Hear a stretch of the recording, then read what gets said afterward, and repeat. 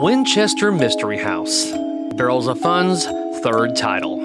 An original theme, but it's based on an actual house with an interesting history. Now, I know what a lot of you are thinking right now, and that is, what the hell is this? How do I know this? Because I was thinking the same thing when I was first shown the game. I mean, I was aware of such a house existing, but I didn't know the tale behind it. And that is why I'm going to start this video out with a brief history to get you caught up. Sarah Lockwood Winchester was born in 1839, and in 1862 she married William Wirt Winchester, heir to the Winchester Arms Company, the manufacturer of the gun that won the West. Sarah's only child, Annie, died in infancy, and just a few years later, her husband William died of tuberculosis. And by the age of 42, Sarah had lost everything she loved, except her wealth. Grief led her to seek answers from the spiritual world, and according to legend, she met a medium located in Boston. This medium supposedly managed to make contact with her departed husband during a seance, and the spirit confirmed that she is cursed by the spirits killed by Winchester rifles. And when she asked how to stop the curse, she was told to move out west, build a large house, make it lavish to attract the good spirits, and never stop building. If you stop building, the cursed will get you. A woman blinded by grief disregarded logic and found reason in the supernatural. The year is now 1885. Using her vast wealth, she purchased 161 acres of farmland in San Jose, California, hired 22 carpenters to turn her farmhouse into a bizarre mansion. All building plans were drawn by Sarah herself, and these plans are said to be given to her by the supernatural during her seances. And these good spirits told her what to build. I mean, she built until she died in 1922, leaving us with this 24,000 square foot Victorian style mansion containing 161 rooms, 17 chimneys, 47 fireplaces, 2 basements, 3 elevators, 10,000 panes of glass, doors that open to 12-foot drops to the outside. I mean, the oddities of this place just keep going and going. Today, the Winchester Mystery House stands as one of America's strangest landmarks, a monument to grief, guilt, and imagination. But was Sarah Winchester truly haunted, or was she simply a lonely genius building her sorrow into wood and stone? No one knows for sure, but one thing is certain: the house still stands. And in its twisting halls, the hammer never really stopped. I've had a lot of roles. Most people would know me from IE Pinball, from streaming on there, streaming in disc, running in disc, Drain's tournament manager, run my own software for tournaments. Some people know the critical hit cards. I did those, and just tournaments in general. Just been in tournaments for a long time. So the whole principle behind Barrels of Fun, and what really led me to do this, was I've worked with so many amazing people in all types of industries. And as a collector, I've seen like what Eric can do, all the people I've worked with. So when Karl said he was interested in doing this, it's like, well, how can I help him have a voice in a pinball format? And what I wanted to do, there's obviously budget restrictions we got to follow and stuff like that. But at the same time, I want him, like, Karl, you got to understand, when we move on from this project, well, with the other projects, you will not have the freedom that you've had on this game compared to other IPs. Because the Winchester House has been so willing to do this. I mean, I've wanted to do a haunted house game for a long time. However, there's other IPs that I would be following that we would have to stick within their guidance. The Winchester folks were like, David, we want to do a pinball machine. It's like, I know Winchester. I think it's an amazing story, but with how I'm structuring the company, I don't see where it fits right now. But be patient, because if I can find a way to make it work within the company, I will make it happen. So the combination of when Karl came on and Winchester is in the back of our catalog, and I'm throwing ideas at him and building this company. We obviously have a main line that we want to do our bigger tier IPs, you know, like Dune and Labyrinth. But I always wanted to be able to do projects that shouldn't exist, but we have complete freedom to do whatever we want into it and tell a story in that world. That's where Winchester comes in. It's an IP holder that said, you guys do what you want, do what you do best, and tell our story in your game. So, knowing Karl's interested in the exact same thing, and we have an IP that we can do whatever we want, and I can build a team around him to support him to create this vision, that's my role here, giving them the opportunity. Now, I've got to dial it back here and there, but I mean, there's not a single thing we cut out of this, correct?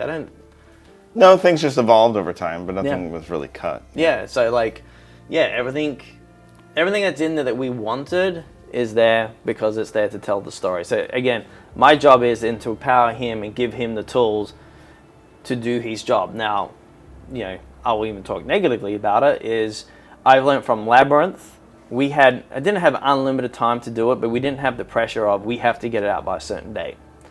So when we started on Dune, for example, we kind of treated it exactly the same as Labyrinth, but we didn't expect Labyrinth to be as successful as it was. We're grabbing the demand for the game, and we have to ramp up. And this is part of the whole phase one I was talking about before, is we had to expand the facility, and we had to develop a lot more processes in place. So we had to radically change how we were doing Dune because we were getting pulled in many different directions to do that. But with the expansion, we now have the opportunity to start doing titles like Winchester or smaller IPs that we have complete freedom to do and build that into our overall structure of the company.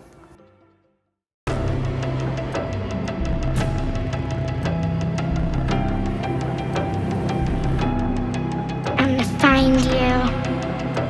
I mean, we had the falling tower. That was one of the first things we wanted in there. We wanted to make sure we captured that earthquake. And we also wanted to make that have a different ball path. That went through a bunch of iterations. I mean, originally we thought we'd have you wouldn't see the tower fall until you were midway through the game. It would fall down and just open up a complete different section of the game at some point.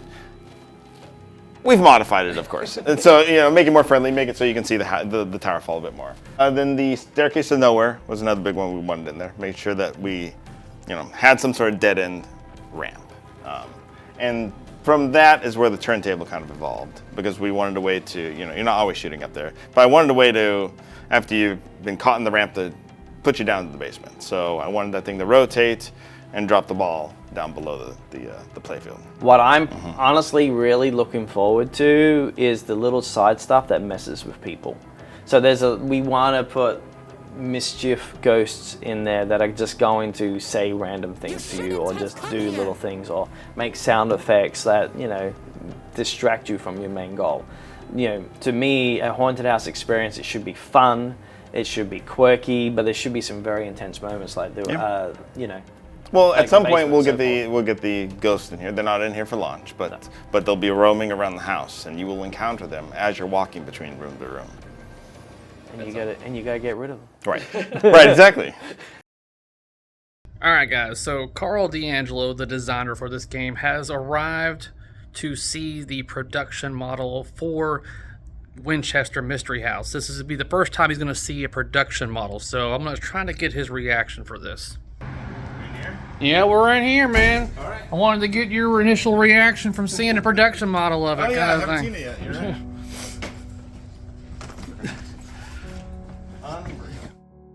So this was your first time to see it in all of its glory. Yes. Can you describe what goes through your mind? I mean, when seeing it. Tired. Yeah. Yeah. No, it's so wildly different from the whitewood I have. It's quite amazing how different it looks with all the art and all the plastics, just fully finished. It's just incredible to me.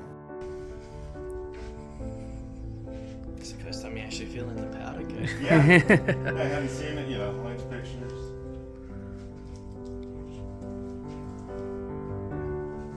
It's real. That's what's real. And this turned out great.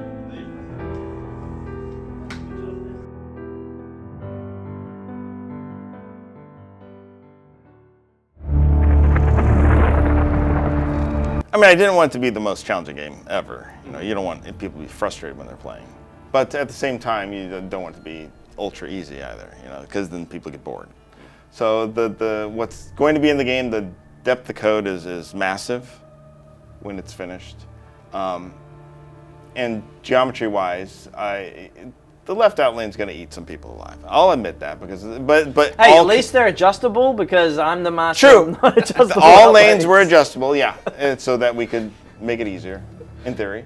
And then we'll adjust some rules based on how people play it. If they find it too difficult, we'll change some things around and try and get it where it needs to be. Like the kickback right now, just playing it, I think it's not on enough. It needs to be on a little more. So stuff like that. Yeah. You know, what is interesting is the depth on this. I'm really excited to just see people to explore it. Like, to create a game that we have this license probably as long as we have a contract, but I know that if we want to keep tweaking this to the nth degree, we can. Like, we can tell our own story in this and adapt. So when we get feedback from customers that want something different, we have increased our animation team. We've increased our engineering team.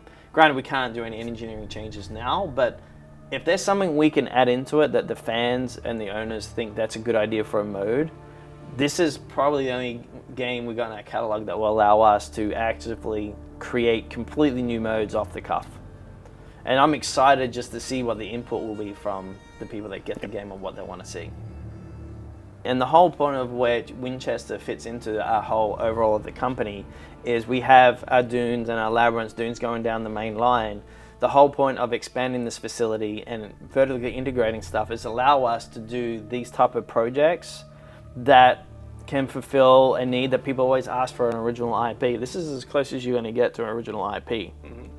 But allow us to have a different skill set of making games that are very unique and just see if that's what the audience wants to have in their home. And that's kind of what we want to do at Barrels too, right? Like, we want to expand the pinball world slightly out of the demographic. But like, again, when we're looking at IPs, it's like people wanted a haunted house. They love horror themes and pinball go really, really well together. So when you have an opportunity with an IP that says they want to do something, and then you have a good player that goes, I want to do a game layout to that, it's kind of like, well, this is a potential crossover dynamic. Because like a Labyrinth, a lot of people don't like Labyrinth, but a lot of people enjoy playing the game. A lot of people hate the drains. But the whole point is, it allows a crossover of people. Like, you can get over the theme if it plays well, you know, or vice versa. It could be a great theme that doesn't play that well, but the theme keeps dragging you in. Like, we had that on Labyrinth. A lot of wives, dude, like, I want Labyrinth, and the husband was like, okay, that's another pinball machine I get to collect, you know. And I think with this, it's like, you may not know what Winchester is, and when you do find out, you're going to go down a rabbit hole of what Sarah was. But at the end of the day, is it a haunted house? And if you want something creepy and you want something that's going to be deep, this is as far as I'm concerned, the ultimate haunted house game. Move no further. Well, and the approach is because like, it has an amazing garden. But you, again, like, I want it to be a world under glass. So how do you approach that? We have a map. Do we want to do a garden down the front? Because obviously the house is going to be the big feature is going to be the Pepper Ghost and the Falling Tower. Like, we got to build into that. So how do we do that? But the big feature is obviously there's a seance room and there's spirits. So we got to call the spirits, and that's honestly giving that to Brad and it's like, here we go. Like, we had some mock-ups and stuff, but yeah, he just started grinding. And we were talking to other artists to work on this game, but Brad's the one that honestly just brought it through. Like, he understood the assignment. He actually has a huge love, just like you and me, for the Haunted Mansion and haunted stuff. So he got the vibe, and I think he crushed it. Yeah. Join us. I mean, what version would you say this is at? I mean, let's go percentage-wise. Yeah, percentage-wise. I'd say 25%. Yeah. At this point, because we still have the upper half of the house for all the modes. We've got one mode that has actually two different modes, depending on if you have it before the earthquake or after the earthquake, and then just a bunch of side modes, wizard modes. If you look at it before you plunge enough, hopefully you can figure out what you're doing because everything's color coded. The rooms, on the upper left of the screen, you see the rooms you can travel to. I mean, the whole point is once you understand the travel phase and the mode phase, I think that brings the game together.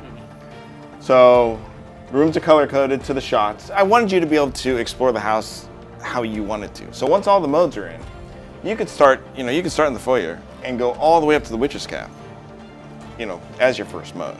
It's just you have to travel to it by using keys and such.